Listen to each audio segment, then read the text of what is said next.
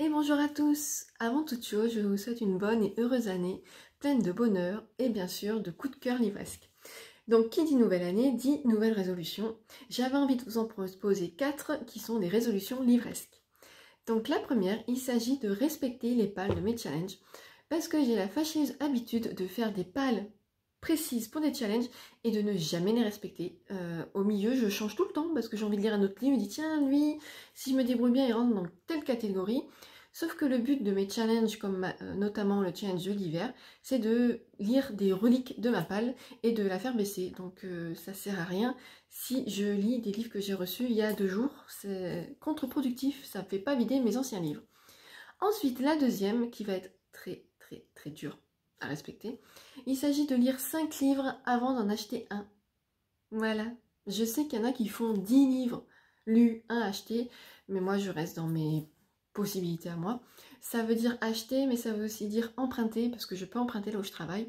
Et en fait, du coup, je lis des livres que j'emprunte, mais que je n'ai pas dans ma pile à lire. Donc celle-ci ne baisse pas. Et le but premier de cette résolution est de la faire réduire.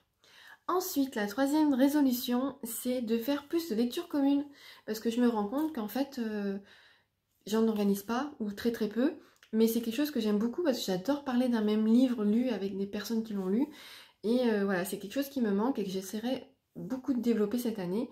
D'ailleurs, quand vous voyez que je fais des lectures en cours et que ça vous intéresse, n'hésitez surtout pas, ça sera avec un grand plaisir.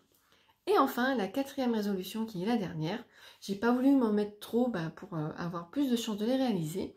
Il s'agit de lire 100 livres dans l'année.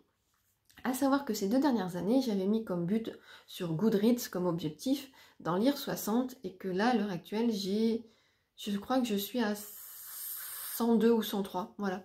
Et en fait, bon par contre, je compte les mangas et les BD dedans, voilà, parce que c'est des livres.